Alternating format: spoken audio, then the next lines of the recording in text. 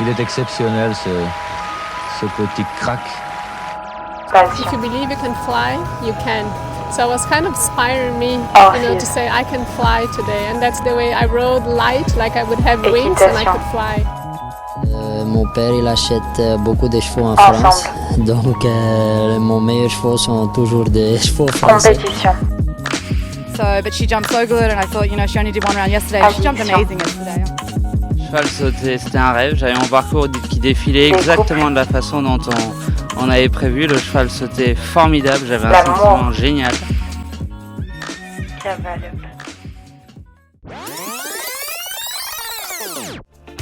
Hello, nouveau podcast et aujourd'hui vous découvrez une fois de plus une très belle histoire.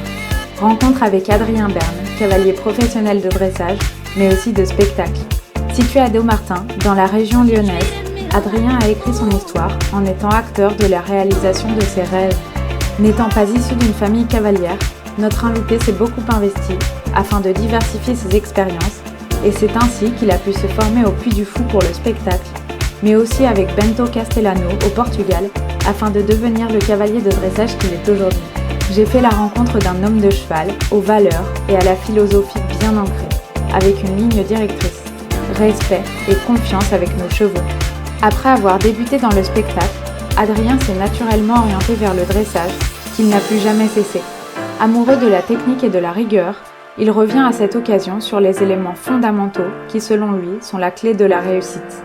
Dans cet épisode, Adrien nous fait découvrir le monde du spectacle, ainsi que le travail quotidien que cela implique. Il nous parle d'ailleurs de la troupe qu'il a créée avec ses amis, Action Équestre. J'espère que tout comme moi, vous allez adorer cet épisode, car il est vraiment génial. Profitez bien et à tout à l'heure. Bonjour Adrien. Bonjour Nolwenn.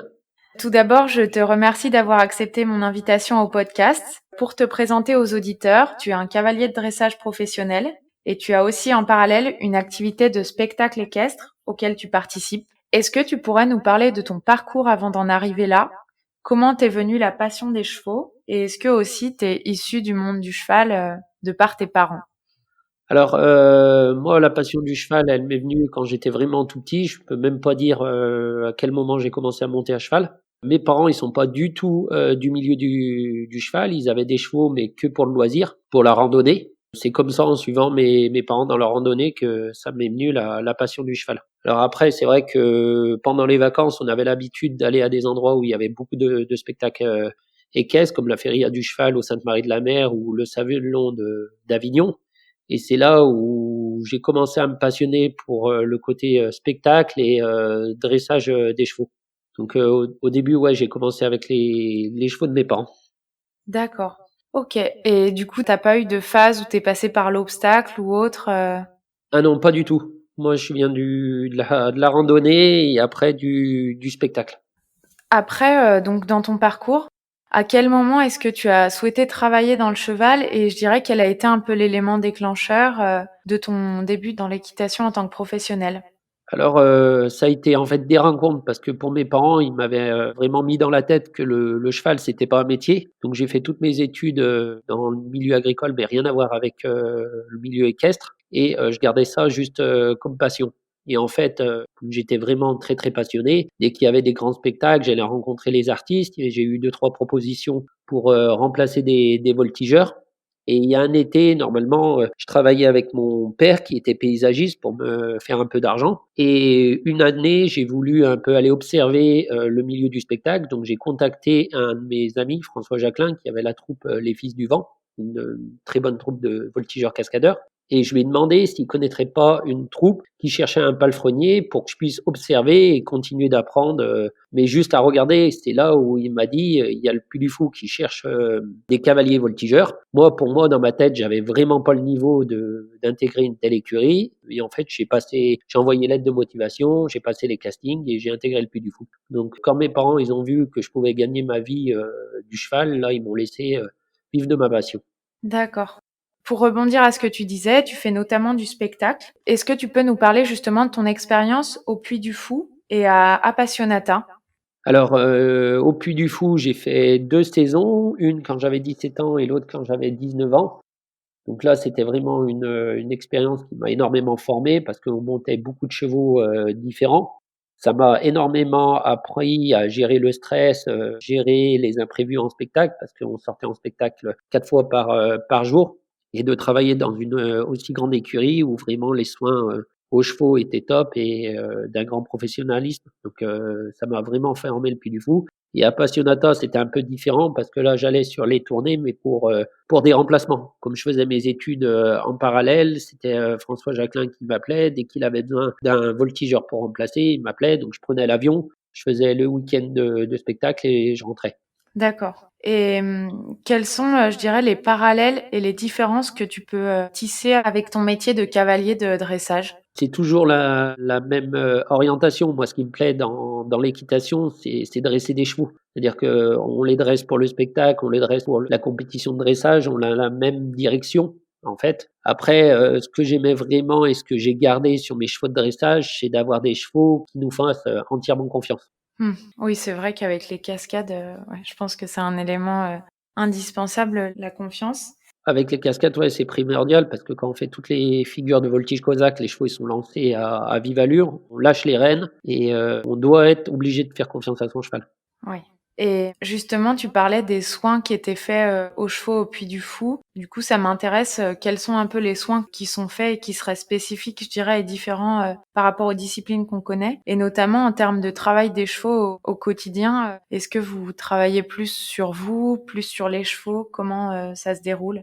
Alors les chevaux au Puy du Fou, ils sont vraiment gérés comme des athlètes de haut niveau parce que c'est des saisons qui sont, très longues et très intenses. Donc il y a une vraie préparation physique en début de saison avec des fractionnés pour le cardiaque et tout ça, après la préparation technique et dans les soins, c'était, donc chaque cheval avait un planning par semaine de travail. Chaque cheval est pesé au moins une fois par semaine pour suivre un peu l'évolution de son poids. C'est-à-dire que si un cheval qui se met trop à stresser, qui perdait trop de poids d'un coup, il était retiré du spectacle, remis en forme pour pouvoir réintégrer le spectacle. On avait un grand confort dans le travail parce que sur la structure, il y avait un ostéopathe, un dentiste. En fait, on avait tous les soins qui étaient sur la structure. C'est-à-dire que si un spectacle, ça se passait un peu mal avec un cheval, il pouvait être tout de suite suivi par toute l'équipe. OK. Ah oui, d'accord, ouais, c'est vraiment, Et après, la deuxième année, il y avait une vétérinaire italienne qui faisait sa thèse sur l'entraînement des chevaux de sport. Donc en fait, sur nos selles, il nous avait déposé des GPS pour savoir le nombre de kilomètres que le cheval faisait pendant un spectacle, les fréquences cardiaques en fonction des différentes scènes qui étaient abordées dans le spectacle, des scènes plutôt lentes, des scènes de voltige où les chevaux galopaient vite.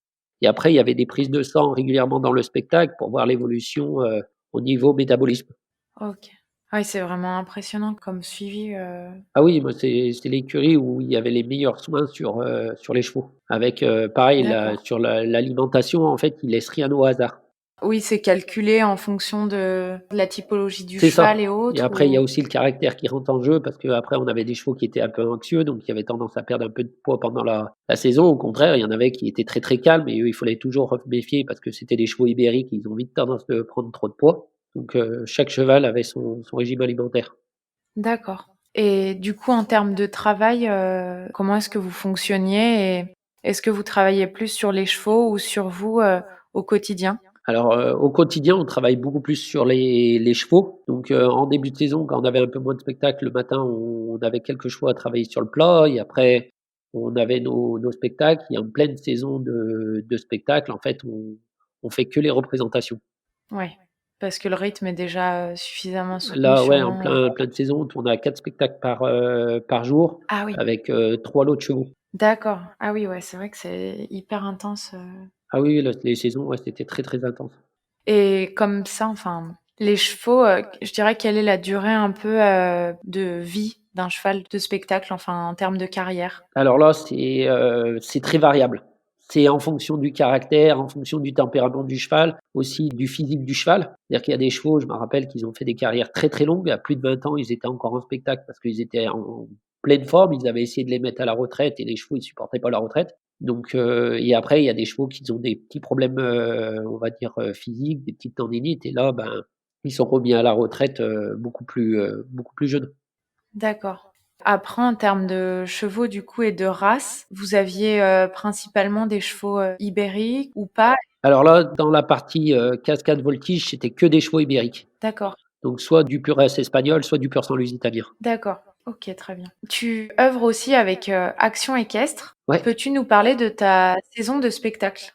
Alors, la saison de spectacle, en fait, à Action Équestre, maintenant, c'est une troupe. Dedans, il y a des amis d'enfance. Donc c'est marrant parce qu'on a tous fait un peu notre parcours à droite, à gauche, en tant que souvent professionnels de la cascade. Et maintenant, c'est plus leur métier d'être voltigeur, ils l'ont gardé comme, passion. Donc, là, on a monté, ouais, la troupe, elle est déjà existante depuis plusieurs années. Action Équestre, donc ce que ça propose, c'est vraiment la thématique, c'est le médiéval ou le western. Donc, on intervient sur des grosses fêtes médiévales et la saison de spectacle, elle commence du printemps jusqu'à l'automne. D'accord. Et donc, vous réalisez des spectacles à quelle fréquence? Ça dépend. En pleine saison et entre juillet et août, c'est à peu près tous les 15 jours. Et après, c'est plus calme. D'accord. Ouais, c'est génial d'avoir gardé ça pour vous, ce lien par le biais des spectacles, malgré le fait que vous ayez changé d'orientation, quoi. C'est vraiment, sympa. Ouais, c'est ça. Et en fait, maintenant, mes potes, on a chacun nos chevaux de spectacle et on a gardé ça vraiment dans le but de s'amuser tout en gardant un côté professionnel. D'accord. C'est-à-dire qu'on présente un spectacle de, entre guillemets, niveau qualité, comme mes potes, ils ont tous été cascadeurs professionnels, c'est-à-dire qu'il y a un sacré niveau, autant équestre que cascade, mais dans la psychologie, on fait ça pour s'amuser. Ouais, c'est plus passion maintenant, d'accord. C'est ça. Et donc, oui, comme tu le disais, c'est une activité que tu exerces beaucoup moins, le spectacle, mais malgré tout, ça doit te prendre, un certain temps, j'imagine, même pour préparer les chevaux. Comment est-ce que tu t'organises pour allier tes 2 métiers, avec celui de cavalier de dressage? Alors, comme maintenant ma priorité, c'est ouais, mon activité principale, c'est vraiment le dressage. Donc, ma journée de travail, c'est de préparer les chevaux pour la compétition de dressage et mes chevaux de voltige, entre guillemets, maintenant, c'est ma passion, donc je le fais le soir. Quand j'ai fini ma journée avec les chevaux de dressage, je monte mes chevaux de voltige. D'accord, OK. Le soir, les week-ends, comme ça, mais Oui, en parallèle, d'accord. voilà. Concernant les chevaux sur cette partie, est-ce que tu as des chevaux spécifiques au spectacle ou est-ce que ce sont aussi tes chevaux de dressage? Alors pour la partie, purement voltige, cascade, j'ai des chevaux spécifiques. J'ai des chevaux espagnols et portugais et après pour tout ce qui est partie, dans les spectacles, je peux présenter des numéros de dressage et des numéros d'équitation portugaise et là j'utilise mes chevaux de dressage. D'accord, très bien. Comment est-ce que tu pourrais définir un bon cheval de spectacle, en termes de race, de comportement, de physique, selon toi? Alors nous, on a dans le jargon, du spectacle, on dit: «Il faut que le cheval, il ait du bec». C'est-à-dire que quand on regarde le cheval, il faut déjà qu'il en impose. Après un bon cheval de spectacle, c'est un cheval qui a énormément de sang-froid, qui est capable de monter, «vite» entre guillemets en pression et dans la seconde qui suive, hop, de redescendre et d'être dans un calme, olympien. D'accord, Et surtout, ouais, qui est capable de faire confiance, de nous faire confiance et pas avoir de peur. OK. Et en termes de oui, de physique, tu disais donc assez grand et autres ou? Alors, pas très, très grand, parce que pour la voltige, après, ça peut être, handicapant, mais très, très porteur. Après, ça, c'est pas vraiment le physique. J'ai eu des chevaux qui étaient très fins, mais qui nous portaient et c'était des très bons chevaux de voltige. Et à côté de ça, des chevaux assez charpentés et quand on commençait les figures, bah, ils tenaient pas l'équilibre. D'accord. Tu proposes, différentes prestations liées au spectacle, la voltige cosaque, le post-cosaque, travail en main, équitation portugaise. Est-ce que tu peux nous expliquer, je dirais, les différences dans les disciplines et quelle est selon toi, la plus technique? Alors, la voltige cosaque, c'est quand on lance les chevaux à vive allure sur les lignes droites et qu'on fait des figures comme les atters à cheval, les debout, les passages sur l'encolure, toutes ces choses-là. Après, on a la poste hongroise. Ça, c'est quand on est debout sur, 2 chevaux, voire plus. OK. Le travail en main, ça, c'est plus, lié à l'équitation un peu portugaise que j'avais appris lors de mes stages, au Portugal. Ça, c'est vraiment tout ce qui est courbette, cabriole, pas espagnol, révérence, toutes ces choses-là et l'équitation portugaise, c'est une équitation qui est issue du travail dans les champs que les Portugais utilisaient pour aller chercher les taureaux de combat. Donc la plus technique et la plus spectaculaire, je vais dire, c'est la voltige, cosaque. Après, il y a l'équitation, portugaise où là, ça demande vraiment un vrai dressage, sur les chevaux. D'accord, ouais, c'est différent entre, d'une part, enfin, voltige sans doute pour toi plus technique et puis, C'est ça. Et après, l'équitation portugaise, c'est vraiment sur les chevaux parce que ben, les chevaux, quand on présente ce numéro, c'est des chevaux qui changent de pied rapproché, qui sont à la pirouette, au passage, au piafé, D'accord. qui commencent à toucher des exercices de haute école. Justement, quel est ton entraînement lié au spectacle avec tes chevaux? Alors moi, mes chevaux, ils font énormément de travail sur le plat. Les chevaux de voltige, c'est énormément de stretching et de musculature pour leur dos.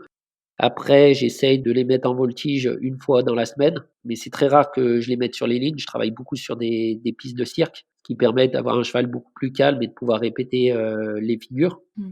Et après, une fois dans la semaine, entraînement à la cascade quand j'ai des jeunes chevaux qui n'ont pas peur des drapeaux, de prendre les lances, travail à une main, des choses comme ça. D'accord. Et par rapport à toi, est-ce que tu fais, enfin, ça doit être compliqué, mais est-ce que tu fais du sport en parallèle de l'équitation, afin de te Alors préserver de ouais, en parallèle de l'équitation, je fais du yoga qui d'accord, permet de garder la souplesse et la tonicité. ouais. Bah, c'est vrai que c'est l'un des sports qui est vraiment recommandé, en complément de l'équitation. C'est ça et même pour la voltige, j'ai pas mal d'amis qui font, de la musculature. Le seul problème, c'est qu'après on prend trop de masse musculaire, donc on est beaucoup plus lourd Mmh. et beaucoup plus raide Ouais, et c'est vrai que le yoga, ça permet de garder une bonne tonicité en restant très, très souple. ouais, la souplesse, bien sûr. Et même pour se préserver, je pense que c'est bon, en tant que cavalier avec nos Voilà, articulations qui sont quand même bien sollicitées. c'est ça. Maintenant, pour revenir, à ton activité principale qui est celle de cavalier, quelles sont les activités du coup que tu as sur ta structure?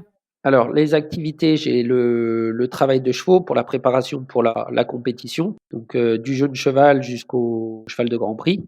Je suis aussi titulaire d'un diplôme d'entraîneur, ce qui me permet de donner des cours particuliers sur ma structure ou à l'extérieur, quand c'est assez proche et donner des stages, dans d'autres structures. D'accord. Tu as une activité de commerce aussi, non? Non, pratiquement pas. Si, j'ai des chevaux à vendre, mais c'est pas quelque chose que je mets en avant, tu vois? D'accord. Il y en a, ils achètent des chevaux, ils les revendent, ils achètent, ils revendent. Moi, c'est pas du Ouais, tout, c'est pas ton objectif. ah non, c'est pas du tout mon créneau. Après, c'est ce que je dis, moi, ce que j'aime, c'est dresser des chevaux de haut niveau. Le jour où j'ai un cheval qui est à haut niveau, ben oui, tu connais la situation des cavaliers. Mmh. C'est-à-dire que si on t'en propose, beaucoup d'argent, ben oui, je le vendrai. Forcer de le vendre, ouais, bah, oui, bien sûr. Mais non, non, c'est pas du tout un but de faire du commerce. Je suis pas très doué pour ça. D'accord, OK. Est-ce que, tu peux nous expliquer le fonctionnement de tes écuries? Est-ce que tu as des employés et comment, tu fonctionnes en termes de planning? Alors le fonctionnement de mes écuries et donc le matin, je m'occupe de mes chevaux. Je travaille donc, le travail d'écurie et après je m'occupe, le travail, de mes chevaux pratiquement toute, la journée. J'ai pas d'employé, j'ai une auto-entrepreneuse qui vient pour, faire les box une fois par semaine et qui me remplace quand je suis pas là pour les stages, les concours ou les spectacles. D'accord, Et après, le planning des semaines, c'est le lundi, mardi, jeudi, vendredi, je suis que sur ma structure. Je me déplace pas pour être à fond dans le travail de mes chevaux. Et il y a que le mercredi après-midi où je me déplace dans des écuries voisines. OK. Ton activité, c'est le dressage. Est-ce que tu pourrais me décrire le cheval de dressage, idéal selon toi dans son physique? Et quelles sont les qualités, comportementales qu'un cheval doit avoir pour être un cheval de Grand Prix? Alors, les qualités dans son physique, après ça, c'est très personnel, on va dire, comme question. Je sais que moi, j'aime les chevaux qui ont énormément de force, énormément de sang-froid, mais qui sont très près du sang. Mmh. C'est les chevaux que j'aime monter. C'est vrai que je préfère, toujours un peu, rassurer les chevaux, les calmer que de devoir les monter un peu plus dans la pression et les qualités d'un bon cheval de Grand Prix, c'est l'agilité. C'est-à-dire qu'il faut qu'il ait, un très bon pas, 3 bonnes allures de base, mais être un peu doué dans tous les exercices de rassemblée. Mmh. Sur les chevaux, quand je les choisis sur les grands prix, par exemple, là, j'ai fait des naîtres parce qu'à force de travailler dans des élevages et de monter tout type de chevaux, j'avais un peu le cheval idyllique dans ma tête. Donc là, j'ai fait naître 2 chevaux et à chaque fois, c'est un croisement de donc la mère, c'est une jument, allemande et père, un pur reste espagnol qui a tourné le Grand Prix. D'accord. Donc en fait, je ramène la force et les allures du cheval allemand avec l'agilité, la qualité du rassemblé et surtout le mental du cheval espagnol. D'accord, OK. Oui et puis c'est vrai que, oui, tu as cette culture, du fait du spectacle des chevaux ibériques donc C'est ça tu dois être, et ouais, c'est des chevaux que je connais bien. ouais, tout à fait, d'accord. Non, c'est super intéressant comme croisement et est-ce que tu peux nous expliquer, toi qui dresses beaucoup de chevaux, les grandes étapes du dressage d'un cheval depuis son plus jeune âge? Alors, c'est vrai que moi j'aime bien prendre mes chevaux quand je veux les emmener un peu loin du débourrage et chaque étape, c'est en fait, on les dresse en fonction de l'échelle de progression. C'est-à-dire l'échelle de progression, c'est là-dessus qu'on est jugé en compétition de dressage, qui nous dit la première chose à chercher, c'est la cadence, la décontraction, la qualité du contact, l'impulsion, la rectitude et le rassemblé. Donc en fait, dans le débourrage, je vais déjà inculquer les premiers échelons à mon cheval, c'est-à-dire dans les allures, qu'il ait le bon rythme, qu'il travaille décontracté sur le contact et après, cette échelle, je vais la mettre en place du débourrage jusqu'à mes chevaux de Grand Prix. Mmh. D'accord. Donc après, ils font un débrayage. Moi, je sais que je suis à l'écoute de mes chevaux, c'est-à-dire qu'il y a certains chevaux, ils sont débourrés très vite, il y en a, il leur faut un peu plus de temps et chaque cheval a un avancement un peu différent. Mmh. Oui, bien sûr, ouais, on adapte en fonction du C'est ça, en fonction du cheval. et quelle est la chose la plus technique, selon toi, à apprendre à un cheval ou bien à travailler, je dirais même au quotidien? Est-ce que ce serait des figures qui seraient complexes ou est-ce que ce serait plutôt dans le jeune âge du cheval? Alors, la figure entre guillemets dans le dressage sur les grands prix qui pour moi la plus technique pour les chevaux, c'est vraiment les changements de pied au temps. Parce que là, ça demande vraiment un cheval avec une bonne qualité de galop, un très bon équilibre. Ça, c'est vraiment la figure la plus technique à apprendre, au cheval. Et après dans le travail, de tous les jours, c'est de garder un cheval qui travaille dans le bon sens, dans la locomotion et vraiment dans son dos. Mmh. Justement, moi je suis donc cavalière d'obstacles. Comment est-ce qu'on travaille un cheval de dressage, au quotidien? En comparaison, nous on saute pas tous les jours, on travaille, beaucoup aussi sur le plat. Comment est-ce que ça fonctionne? Est-ce que vous déroulez des reprises souvent et quel est l'axe de travail, je dirais, au quotidien? Alors, comment je bosse mes chevaux au quotidien? Il y a les bases, en fait. Le stretching, la biomécanique, garder un cheval souple et décontracté, ça, c'est vraiment la base de tous les jours. Après, la technique, moi, mes chevaux, ils vont la travailler 1 à 2 fois par semaine. C'est-à-dire qu'on va aller plus dans les exercices. Après, les autres jours, ils font que stretching et les bases. Petite épaule en dedans, petite croupe en dedans, petite tête au mur, un peu de galop moyen, des choses assez simples. D'accord et justement en lien aussi avec le spectacle, est-ce que tu travailles, tes chevaux, de dressage ou bien de spectacle à pied ou pas? Alors, mes chevaux de dressage, ils travaillent énormément à pied. C'est-à-dire que quand je les débourre, pendant au moins 2 ans, je les garde à la longe avant de monter dessus. Ça leur permet de chauffer le dos, de se mettre en place dans leur corps tranquillement et après, je les travaille, ben, pour mobiliser les hanches, à pied, l'effet d'épaule en dedans, croupe en dedans, travailler les demi-pirouettes, marcher, reculer et après pour aborder les exercices comme le piaffe. D'accord et ça, ce sont des choses que tu as appris, grâce au spectacle? Grâce au spectacle et vraiment, avec la formation que j'ai eue auprès de mon maître Bento Castiano qui est un cavalier portugais. Au Portugal, ils ont encore énormément la culture de travailler les chevaux à pied. D'accord et c'est vraiment génial et c'est pas encore, très développé dans notre culture, mais je pense que, ouais, ça peut être super intéressant en effet. Avant, c'était développé, c'est quelque chose qu'on a un peu perdu, le travail en main et c'est vrai qu'on a des très, très bons résultats. Oui et puis, pour la confiance, c'est vrai que je pense que c'est vraiment un élément, clé, dans la relation, quoi. Ah oui, oui, moi je sais que quand j'étais avec lui et qu'on faisait les débourrages avant de monter sur les chevaux, à pied, les chevaux, ils étaient déjà tout dressés. C'est-à-dire que les poulains, ils étaient en épaule en avant, ils savaient reculer, marcher, faire des petits appuyés, des choses comme ça. Mmh. Ouais, d'accord. Est-ce que à présent, tu pourrais décrire une journée type, à la maison? Alors la journée type, bah, c'est ce que je t'expliquais, c'est que le matin, je vais à mes écuries, je m'occupe des chevaux, c'est-à-dire les nourrir, m'occuper des box, sortir ceux qui doivent sortir au paddock. Après, j'en monte en 3 ou 4 avant la pause déjeuner et l'après-midi, j'essaie de remonter entre 4 et 5 chevaux. Et le soir, pareil, je fais mes changements de paddock, c'est moi qui m'occupe de tout. C'est vrai que je suis, assez indépendant pour ça. Mmh.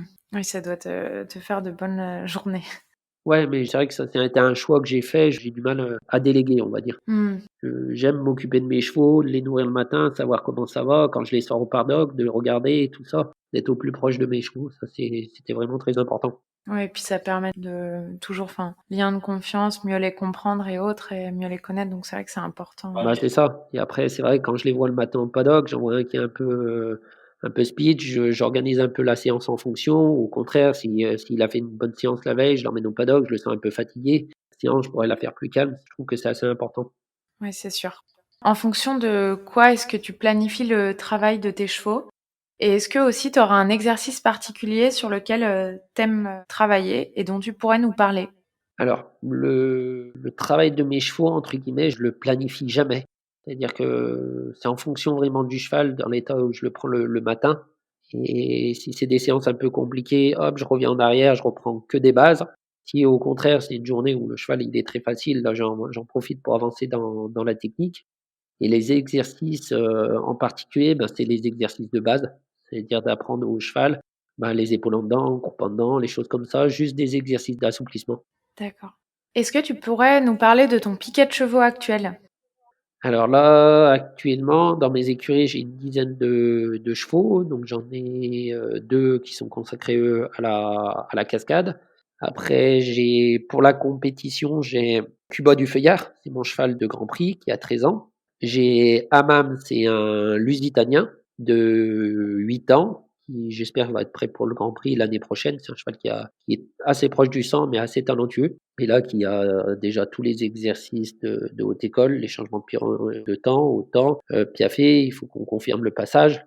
Mais je pense que ça va être un bon cheval pour l'avenir. J'ai un autre Lusitanien, Orz, donc de l'élevage des chuchoteurs de la plaine. Un cheval aussi de 8 ans qui est très charismatique, donc avec un peu de caractère. Et là, il me faudra encore un peu de temps pour le dresser, mais qui commence à montrer des belles choses dans le travail au galop, les pirouettes et les lignes de changement de pied, qui sera vraiment talentueux dans les airs relevés comme le passage et le piaffé. Mais lui, on lui laisse un peu de temps pour qu'il se prépare correctement. Après, personnellement, donc on a une jument allemande, Dollar Girl KF, qui a un très bon papier parce que là, du côté mère et père, c'est Gribaldi Doniro. Une jument qui a 7 ans, que j'avais sorti dans les 4 ans, qui avait très très bien fait. Après, on l'a laissée un peu en repos et elle a eu un poulain. Et là, ça va faire 7 mois qu'elle a repris la préparation pour la compétition et c'est une jument qui est vraiment très talentueuse. Donc j'espère qu'elle sera prête l'année prochaine pour attaquer tranquillement Saint-Georges-un-Terrain. Et dans les jeunes, j'ai une jument de 4 ans qui est croisée, donc allemand-espagnol. Et que voilà, elle va faire un petit concours cette année juste pour voir comment elle se comporte. Et après, on va la garder cachée à la maison et pour la préparer pour les grosses épreuves. D'accord. Et après, j'ai deux petites juments de clientes, une jument de 5 ans, allemande, qui est vraiment très talentueuse, et une jument de 6 ans, pareil, en préparation. Ok. Et justement, par rapport au fait que tu aies plusieurs chevaux ibériques pour la compétition, est-ce qu'il n'y a pas d'a priori lorsque tu arrives sur un concours avec des chevaux ibériques de la part des juges ou autres? Après, il n'y a pas forcément d'a priori. Ce qui est souvent le problème, c'est qu'il faut montrer ce que les juges attendent d'un cheval de dressage. Ce qui a changé, c'est déjà l'élevage au Portugal. Ils ont fait un gros travail sur la sélection. C'est-à-dire que maintenant, on a des chevaux portugais qui ont des vrais pas, qui ont un très bon trot et un très bon galop. Avant, c'était pas trop le cas. C'est-à-dire qu'on avait des chevaux qui étaient à peine dans ses traces. Le trot, il était très piqué, le galop aussi très piqué. Donc, en fait, on disait que les juges n'aimaient pas les chevaux ibériques, mais c'était juste que le cavalier ne montrait pas ce qui était attendu pour la reprise. Mhm. Il y a un gros changement sur ces chevaux et on commence de voir de plus en plus à haut niveau des chevaux ibériques. D'accord.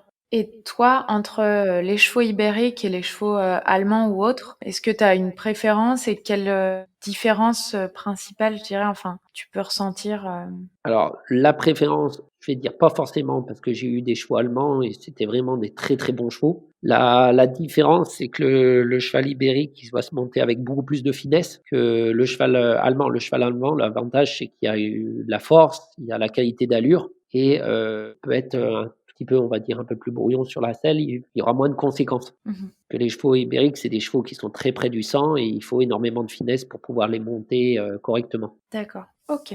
Est-ce que tu peux nous parler à présent de ton activité jeunes chevaux? Alors les jeunes chevaux, que j'aime moi, c'est préparer, mais c'est toujours, dans la vision de mon écurie, c'est jamais à court terme. C'est-à-dire que quand je monte les jeunes chevaux, c'est pas pour, dire, il faut absolument qu'ils gagnent les 4 ans, il faut absolument qu'ils gagnent les 5 ans. Quand on m'amène des jeunes chevaux, moi, c'est pour les préparer pour que plus tard ils puissent faire les grands prix. Donc mon activité jeunes chevaux, elle est vraiment basée là-dedans. J'ai pas du tout de jeunes chevaux pour qu'ils soient performants sur les concours, étant jeunes. C'est vraiment que du travail sur le long terme. Ouais, c'est une vision. C'est que on m'emmène là, par exemple, là, 5 ans que j'ai. Cette année, elle va pas faire de concours. L'année dernière, elle en avait fait. Ils ont grillé un peu les étapes. Il faut qu'on reprenne des bases. Si la propriétaire, plus tard, elle veut se faire plaisir. Ouais, non, je comprends tout à fait. Après, ouais, dans la formation que j'ai suivie par les personnes qui m'ont formé, c'était toujours, la vision de dresser des chevaux pour le Grand Prix. Oui, c'est ça. Et puis, si on n'a pas d'impératif de vente, Ah si on non, n'est pas pressé ou autre, c'est sûr que c'est génial. Et autant en effet prendre le temps. c'est ça. Tous les chevaux sont différents en termes de maturité et autres. Donc, c'est génial de pouvoir mettre en place ce fonctionnement, quoi. Ouais, et c'est vrai que moi, mes chevaux, ils sortent 1 ou 2 fois à 4 ans. C'est juste pour leur montrer les rectangles, voir comment ils se comportent en piste. Et s'ils ont un bon comportement, après, ils restent à la maison et on les dresse tranquillement à la maison. Parce que le problème, c'est que chaque cheval a un avancement différent dans les exercices. Et je préfère faire, entre guillemets, un masso, c'est vraiment les faire évoluer en parfaite, on va dire, adéquation avec moi. Ouais, non, c'est sûr. Ok. Est-ce qu'il y a eu, selon toi, un événement ou un élément déclencheur qui a été une avancée forte dans ta progression? Alors, un événement, ça a été ma rencontre avec mon maître, la personne qui m'a formé. Donc, j'avais à peine 18 ans et c'était Bento Castiano, qui est un cavalier portugais. Et c'est lui qui m'a fait aimer le dressage classique, parce qu'à la base, j'aimais pas la discipline. J'étais plus plutôt équitation portugaise, ibérique et spectacle. Et en fait, j'étais allé chez lui parce qu'il était champion du monde d'équitation portugaise. J'étais allé chez lui pour encore plus me former dans l'équitation portugaise. Et en fait, quand je suis allé chez lui, j'ai fait que du classique et c'est lui qui m'a donné la passion du dressage classique. D'accord. C'est une belle histoire, d'accord. Et justement, est-ce que tu as travaillé dans d'autres écuries et qu'est-ce que t'ont apporté tes expériences? Alors après, dans les écuries que j'ai travaillé, donc j'ai travaillé en Espagne avec Bento pendant plus d'1 an, à la Iguada de la Lila à la WB. C'était un élevage de chevaux de dressage. Il y avait des très bons produits parce que l'étalon, c'était Guizou qui faisait partie de l'équipe d'Espagne aux Jeux Olympiques et championnat du monde, championnat d'Europe. Donc là, c'était des très bons chevaux à travailler. Après, je suis revenu en France, j'ai travaillé au Haras de la Gesse, qui élevait des chevaux lusitaniens et allemands. Et derrière cette expérience, je suis parti me former en Allemagne chez Rick Classen, qui était l'entraîneur de l'équipe de Hollande de dressage. D'accord. Ah oui, ça a dû être ouais, très formateur aussi et puis différent de tes expériences précédentes, quoi. C'est ça, mais qu'on retrouvait la même ligne conductrice. Des gens qui m'ont formé, c'est-à-dire des vrais passionnés de chevaux et des vrais hommes de chevaux. Ouais, ok. Quel est le cheval, je dirais, qui a marqué ton équitation?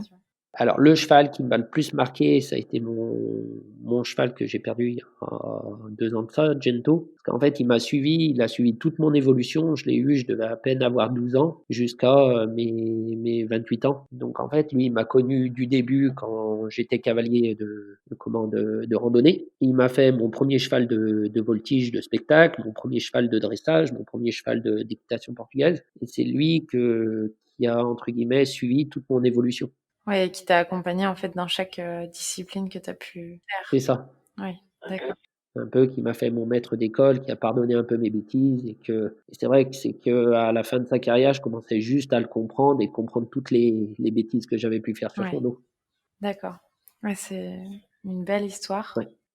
Pour revenir à la compétition justement, comment planifies-tu ta saison de concours et sur quels critères choisis-tu tes concours? Alors pour planifier la saison de concours, c'est vraiment en fonction des chevaux que j'ai. C'est-à-dire que si j'ai des jeunes chevaux, je vais aller plutôt sur des concours proches de la maison qui a des jeunes chevaux. Si je commence à avoir des chevaux performants sur des belles épreuves, j'essaie de choisir plutôt des jolis concours, quitte à faire un peu plus de déplacements. D'accord. Je pense que quelque chose qui est important aussi pour les cavaliers, ça peut être les partenaires. Est-ce que tu peux nous en dire un peu plus et pourquoi tu as fait le choix de travailler avec eux? Alors, les partenaires, c'est super important pour les cavaliers. À chaque fois que je choisis des partenaires, c'est que ils ont la même vision du travail du cheval ou du cheval en général que mon écurie. C'est-à-dire dans le respect du cheval, l'amélioration. Et ce qu'ils doivent m'emmener, c'est une amélioration pour mon cheval. Mmh. Parce que par exemple, là, j'ai Eugénie Cotreau, qui est ma saddle fitter, qui est la fondatrice de Ergonomie Équestre. Et c'est vrai que c'est elle qui me suit tous mes chevaux pour les sceller, suivre. C'est vrai que c'est hyper important parce que dès que j'ai un nouveau cheval ou qu'il y a quelque chose qui bloque, je peux l'avoir à n'importe quelle heure au téléphone. Elle puisse me conseiller sur mes choix. Alors après, les partenaires, c'est à chaque fois, il faut que ça soit une marque qui me ressemble. Donc j'ai la ligne de vêtements by KRF, qui propose des vêtements d'équitation de haute qualité. C'est vraiment quelque chose que j'apprécie. J'ai mon maréchal Ferrand qui suit tous mes chevaux de spectacle, mes chevaux de concours et pareil qui est là tout le temps pour moi. J'ai les casques Uvex pour l'équipement de compétition aussi. Et Eugénie Cotreau avec la société Ergonomie et Caisse qui distribue aussi la marque Kunti. Donc c'est eux qui me scellent et qui suivent tous mes chevaux de mon écurie. Et après pour l'alimentation, là je travaille avec la marque Lola. Pareil, qu'on a un suivi quotidien sur les chevaux régulièrement, ils viennent les voir l'évolution. D'accord. Oui, c'est vrai que c'est bien de choisir ses partenaires, non pas par dépit, mais vraiment par... C'est ça. Après, moi, j'ai vraiment cette philosophie où il faut qu'il y ait quelqu'un qui me ressemble. C'est-à-dire que si c'est faire du commercial pour faire du commercial, ça m'intéresse pas du tout. Et qu'ils ont vraiment la même façon de penser. Ouais. Et que je sois vraiment fier de représenter ce qu'ils peuvent me proposer. L'année dernière, j'ai été suivi aussi par les box Doitran équestre. Et c'est vrai que là, j'ai monté mon écurie et première chose que j'ai fait, je suis allé chercher leurs produits parce qu'ils ont des produits de très bonne qualité. Que quand j'étais sur les compétitions et qu'ils me disaient vous êtes sponsorisé par Doitran, j'étais content et j'étais fier de parler de leurs équipements. Oui, c'est ça. C'est qu'après aussi, tu véhicules l'image de la marque. Et si ça Exactement. ne correspond pas, c'est vrai que c'est pas génial, quoi. Ça, j'y arriverai pas. D'accord. Est-ce que tu peux nous parler de ton concours, est-ce que tu auras un concours préféré?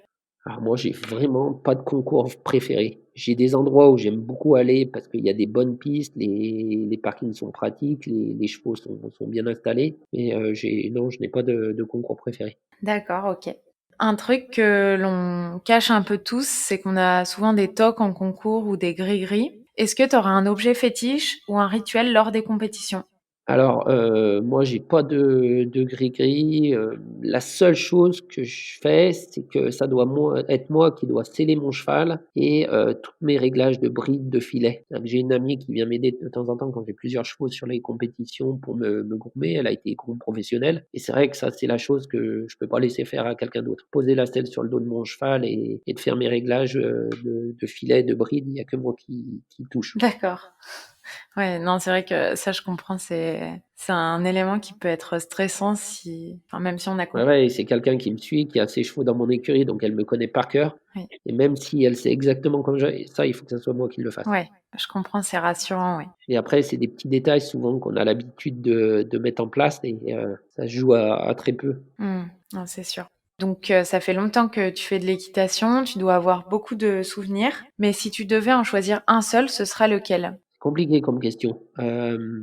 Ouais, parce qu'après, il y a des bons moments. Mais ouais, en compétition, des bons souvenirs, c'est toujours les premières fois que tu sors les grandes épreuves aux chevaux, tu sais, les premiers grands prix d'un cheval, tu t'en rappelles quand même. Ouais, parce que tu as fait le travail depuis le début. Tu as fait le travail avant, ou même des jeunes chevaux, les premières sorties, tu t'en rappelles, tu vois vite les chevaux qui vont avoir un gros potentiel. D'accord. Et quel type d'épreuve est-ce que tu préfères monter justement entre les épreuves jeunes chevaux, les grands prix, plutôt RLM ou autres? Alors moi, les épreuves où je suis vraiment le plus à l'aise, c'est les grands prix. C'est-à-dire, plus on rentre dans la technique, plus je suis à l'aise. Ok. Justement, comment est-ce que tu fais pour gérer ton stress? Est-ce que tu travailles avec quelqu'un ou pas? Est-ce que tu en ressens le besoin? Alors moi, j'ai pas de préparateur mental et gérer le stress, ça va parce que comme avant, j'étais dans le milieu du spectacle, donc j'ai appris un peu à gérer ce stress. Quand on était au Puy du Fou, on sortait 4 fois par jour en spectacle devant plusieurs milliers de personnes. Au bout d'un moment, on comprend que ça sert à rien de stresser, on va faire au mieux qu'on peut, que ce soit aussi bien nous que le cheval. Et si on fait des fautes, c'est pas grave, faut retravailler à la maison et que la prochaine fois, on puisse représenter en ayant amélioré. D'accord. Quel serait maintenant ton plus mauvais souvenir et comment est-ce que tu as pu rebondir grâce à ça? Alors les plus mauvais souvenirs, parce que c'est toujours la même chose, c'est quand on quitte un poste, quand on travaille pour des écuries. Là, c'est les moments plus délicats parce qu'on a passé plusieurs années à dresser des chevaux et de laisser toute une cavalerie derrière soi, c'est dur. Et après, rebondir, c'est qu'il faut se dire qu'on va retrouver des chevaux, on va redresser et quand on sait faire, c'est juste être patient. Se dire, on va redresser des chevaux, on en a pour 2 ans, 3 ans et les ramener sur le haut niveau. D'accord. Quel est le cavalier inspirant pour toi et pour quelle raison? Alors le cavalier inspirant, c'est mon entraîneur, c'est, Bento Casciano. Pour quelle raison? C'est que déjà c'est lui qui m'a formé. J'ai une réelle admiration devant son équitation. J'ai passé plusieurs années à ses côtés, je le connais depuis maintenant plus de 10 ans. C'est vraiment un modèle parce que je l'ai jamais vu, s'énerver sur un cheval et il a vraiment, une connaissance du cheval qui est très profonde et entre guillemets, «il a plus ses preuves à faire», il a dressé un nombre de chevaux qui est incalculable. Ouais, je comprends et puis, c'est vrai que oui, vous avez l'air d'avoir un lien, fort, donc je comprends. C'est ça et surtout, c'est ce que j'aime, c'est que, dans le monde du cheval, on tombe vite dans les travers on va dire du commerce. C'est-à-dire que quand on va prendre des leçons, moi je sais que ça m'est déjà arrivé d'aller prendre des leçons avec des très grands cavaliers. Quand on a des chevaux un peu avancés dans les exercices, bah, de suite, on rentre dans le vif du sujet, épaule en dedans, du moins pas épaule en dedans, mais ligne de changement de pied, piaffe, passage. Alors que le problème, on le sait très bien que c'est pas les exercices et c'est vrai que c'est le seul entraîneur, un de mes seuls entraîneurs avec Rick Classen, qu'ils étaient capables de me faire descendre au plus bas. Il me dit: «Non mais Adrien, là le pas il est pas bon, on va faire la séance que sur le pas. Faire les exercices tu sais faire, c'est pas ça le problème». Ouais, reprendre la base, la structure Comprendre les bases et de rien laisser passer pour pouvoir nous emmener à la plus grande des rigueurs D'accord. Ouais, c'est vrai que et c'est donc important. et par ce biais, ils sont vraiment dans le respect du cheval. Mmh. Non, ça donne du sens, vraiment, enfin, à la discipline du dressage et je dirais à la Voilà, recherche de la perfection de l'exécution des figures, quoi. Donc c'est vrai que s'il y a pas la fondation, c'est ça. après c'est compliqué, quoi. Si tu avais eu la possibilité de faire un autre métier, qu'est-ce que ça aurait été? Alors, je pourrais pas te donner un métier parce que j'y ai jamais réfléchi. Ça serait été dans le milieu agricole, je pense. D'accord. Ouais, toujours OK, proche Ouais, de la avec nature. les animaux. OK, très bien.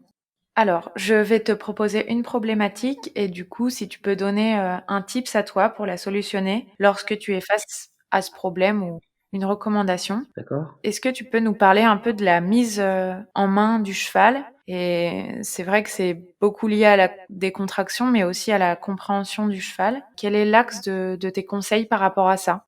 Alors souvent, quand je rencontre ces problèmes, quand je vais donner des stages, à l'extérieur, qu'on me dit, «Mon cheval a un problème de mise en main», souvent les gens, ils pensent tout de suite à la bouche et souvent le problème n'est pas du tout, la bouche ou le contact avec le mors, mais c'est un problème d'engagement des poteurs et surtout de la ligne de dos. Donc quand on rencontre ce problème, faut pas penser, devant, mais plutôt derrière et de se dire: «Comment je peux, faire engager mon cheval pour lui faire raccourcir les abdominaux et monter le dos». Donc c'est vrai quand on rencontre ce type de problème, souvent on va dans du travail, latéral, soit l'effet d'épaule en avant, soit la croupe en dedans. Par le fait que le cheval va engager soit son postérieur interne ou soit son postérieur externe, va raccourcir les abdominaux et monter le dos et par conséquence améliorer la mise en main. Mmh. Ouais, c'est ça, c'est que le problème est dévié, ouais, souvent C'est ça dévié. et d'utiliser les exercices, voilà, surtout ce qui est très important, c'est d'utiliser l'exercice pour l'amélioration du cheval et de lui faire comprendre que la position,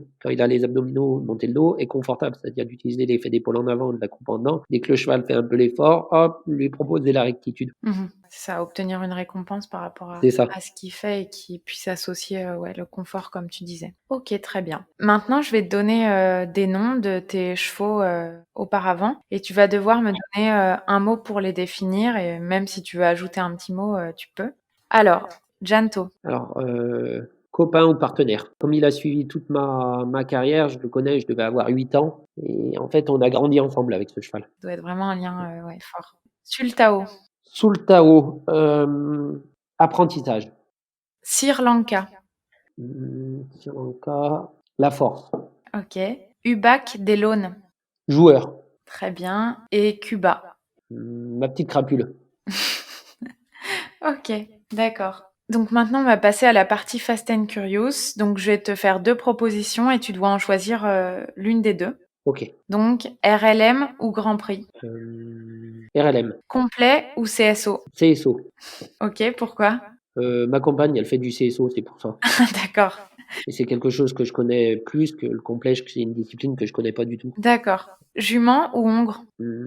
Plutôt mal. D'accord. Éperon ou Stick? Stick, Bande ou Guêtre? guêtre, Très bien. Tortillas ou Valet gros? valet gros, D'accord. Jeunes ou vieux chevaux? jeune, Chevaux français ou étrangers? étranger. OK. Pouvoir, revenir en arrière ou pouvoir aller vers le futur? Aller vers le futur. Et barbecue ou fondue savoyarde? Barbecue. OK, très bien. Donc, à présent, on arrive à la fin du podcast. Comment est-ce que tu vois l'avenir et quelles sont tes ambitions? Alors l'avenir là, c'est dans mes écuries, j'ai changé mon pilier de chevaux il y a 1 an de ça avec le déménagement. Donc j'ai des nouveaux chevaux en préparation et les ambitions, c'est de les emmener le plus loin possible, pouvoir les garder le maximum de temps. Donc dans les ambitions, on va dire à court terme, ça va être la préparation d'Hammam pour le Grand Prix pour l'année prochaine. Et après, ça va être la préparation de mes 2 juments, Dollar et ma pouliche de 4 ans.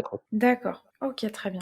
Donc je tiens à te remercier Adrien d'avoir accepté de participer au podcast. En plus, c'est super pour moi parce que je ne connaissais pas du tout le domaine du spectacle. Donc c'était vraiment enrichissant. Et donc voilà, un grand merci à toi. C'est moi qui te remercie. C'est déjà fini. J'espère que vous avez bien profité de cette interview.